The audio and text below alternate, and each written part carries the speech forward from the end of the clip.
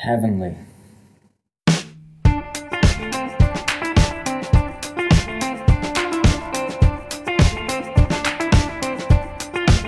Friends told her she was better off at the bottom of a river than in a bed with him. Before we get to the alphabet, we have to start with the bands who didn't fancy it. Chick Chick Chick are a brilliantly or awfully named band, depending on how you look at it. Put their name into a search engine and you are unlikely to find what you're looking for. I first discovered the band through Spotify Weekly. They had one of their tracks featured, which was Even When the Water's Cold. It became a regular listen of mine. Eventually I just had to check the rest of the band out.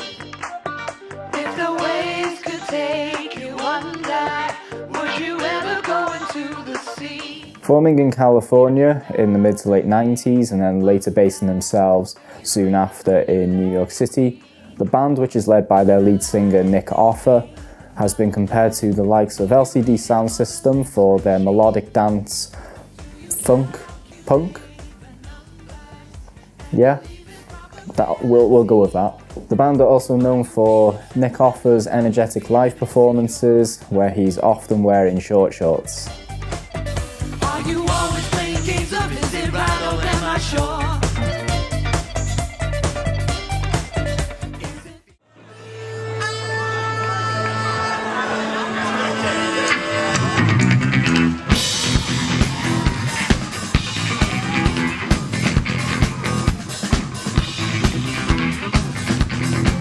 To date, the band have released 8 records, starting with 2000's eponymous debut, followed by 2004's Loud and Up Now.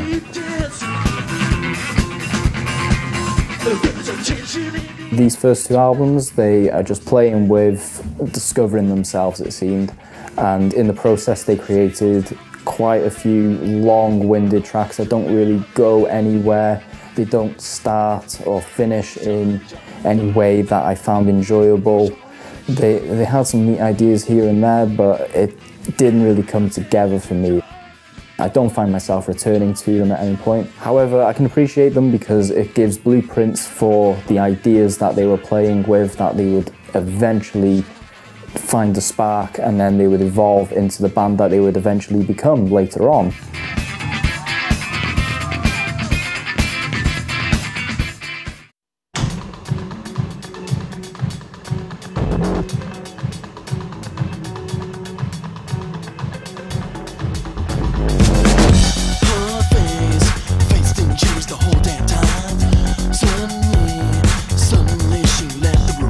The turning point for the band was in 2007 with their release Mixtapes. This is where they started releasing some bangers such as Break in Case of Anything and Heart of Hearts. Tracks from Mixtapes would appear across various places in pop culture, such as video games and TV shows. The LP, which has an amazing front cover with the artwork, is sadly not vinyl worthy to me, as I only enjoy 6 out of the 10 tracks. And it's a similar story with the follow-up with 2010's Strange Weather, Isn't It?, where I only enjoy 6 out of the 9 tracks on that album.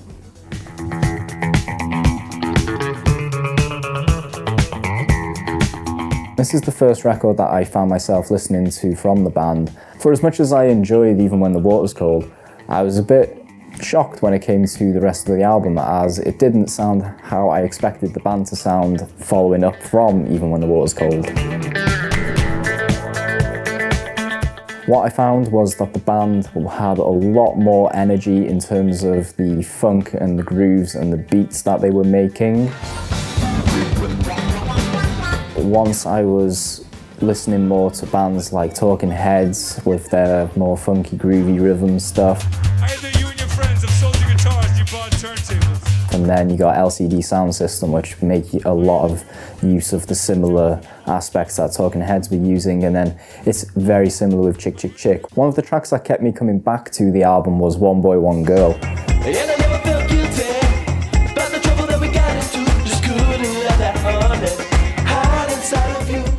Apparently it was featured in GTA 5, which I played plenty of, however I have no memory of hearing it at all in the many hours I put into the game.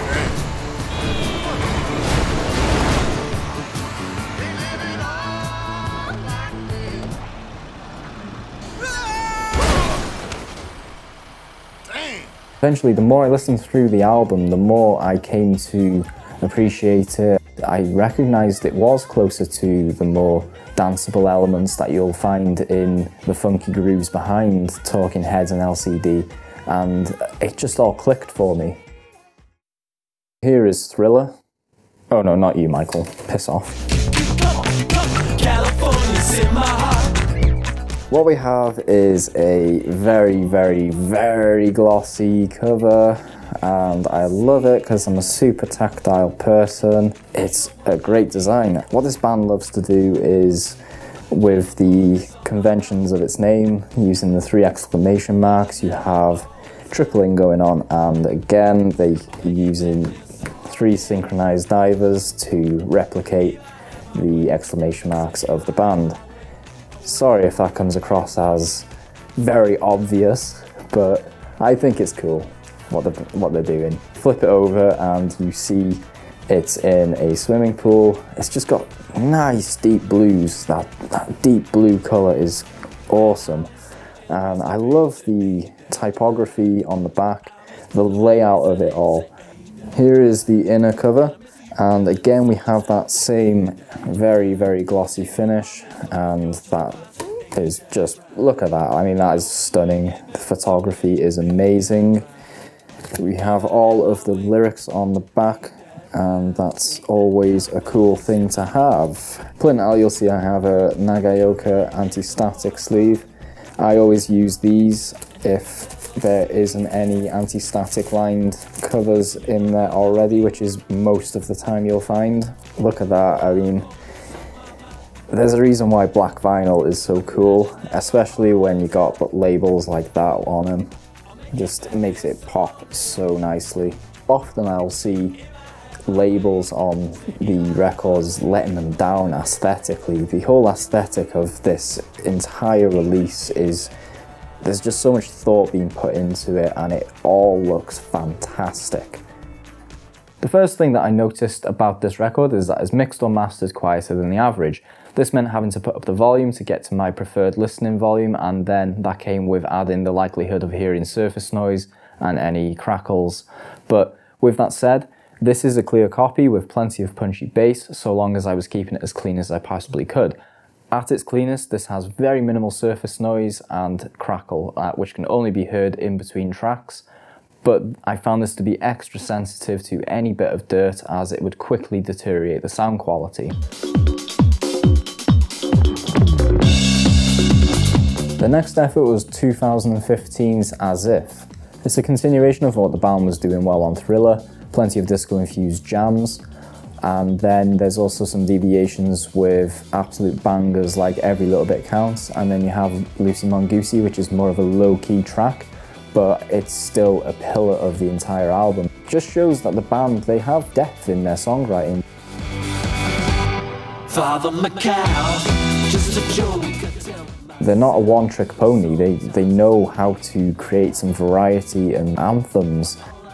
My only issue, as noted on my review of the album on Rate Your Music, is that I could do with a little bit of a better track listing when it comes to the album. There is an art when it comes to picking track lists, and I just feel like they didn't quite get it right with the way they put Lucy Mongoose as the second to last track, and then they go straight back to a more beat-driven, funk-based finale. Look at them teeth! There's actually a really, really good video of Nick Offer with the photographers, and they bring in the monkey and they dress a set to actually capture this photo. It has a matte finish, so there's no gloss this time. You again have a continuation of this bamboo finish. I really dig the artwork on this. The spine of this, it's really nice and thick. It's not going to let you down. It's really important as there is 2 records included in this. And this is where we see the first sign of the iconography of the band with the 3 exclamation marks. I'm not actually a big fan of this. It just looks like it's all superimposed, honestly. We have the monkey again, so it gets my approval. Again, you have the bamboo on the disc label, and it's all good. times, many times, many times. And that's the news. Boa noite. As If is a tale of two discs running at 45 RPM. You have one disc which sounds muddy compared to an MP3 copy, and then disc 2 which sounds almost indistinguishable. The track Freedom 15 is the biggest victim on disc 1, and then with disc 2 it is consistently impressive as it has almost next to no surface noise or crackle throughout. And this is overall just a little bit frustrating as they were so close to having a perfect record altogether where the content's amazing and it sounds amazing throughout. But it's just one thumbs up instead of two. Next is 2017's Shake the Shudder. This is where the band go full on dance. If you're like me coming from that rock background, then I wouldn't recommend starting with this album. Getting into the band and then hearing the variety of what they give you on the albums that I've spoke about so far, I feel like it prepares you for this album, because if you don't enjoy those more dance and beat driven tracks on their previous albums, then this album is probably going to be a big disappointment for you as it's more focusing in on them aspects. But I feel like they get it right throughout this album.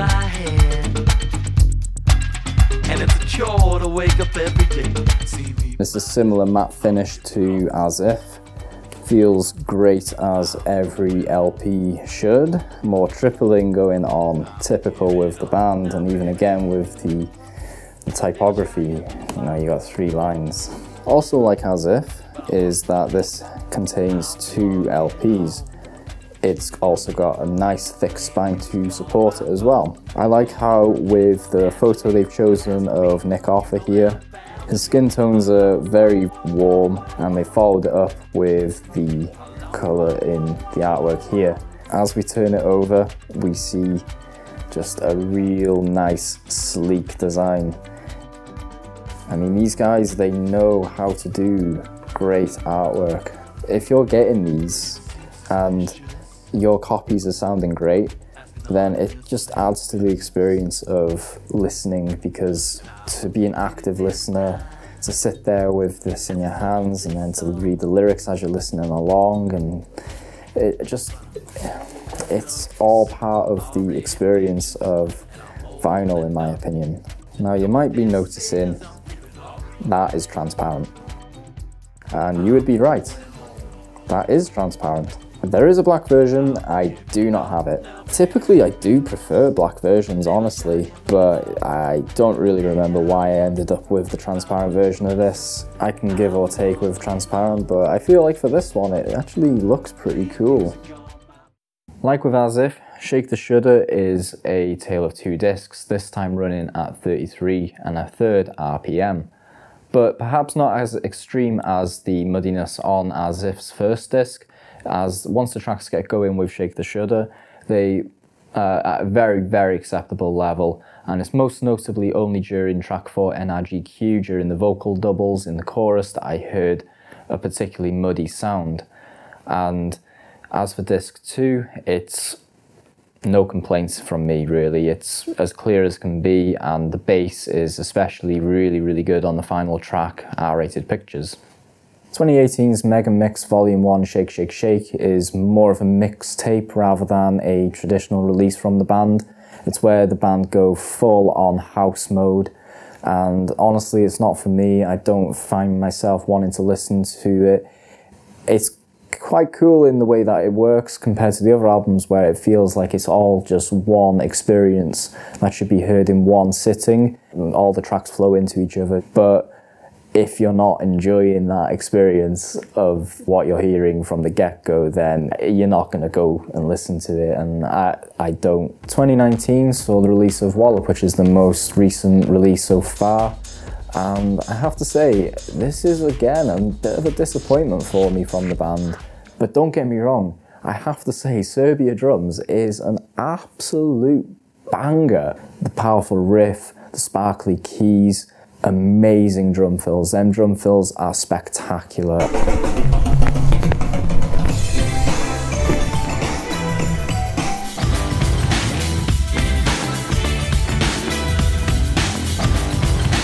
not in the complexity, the technical side of it, just in how it works in the mix of it all. Brilliant song.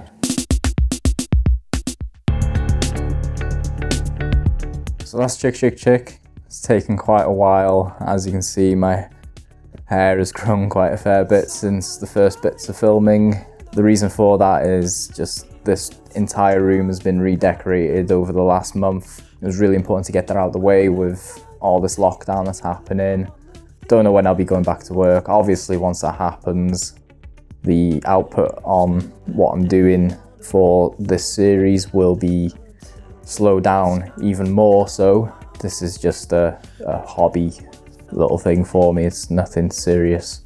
For the next episode, I'm in the middle of researching, and I feel like the research part is gonna take up a big chunk of it for me, because there's so much out there, it seems, on this band compared to the likes of Chick Chick Chick, who they're more of a shut up and play the music type band. This next band that I'm going to be doing an episode on, they've been called the biggest band of the last 10 years.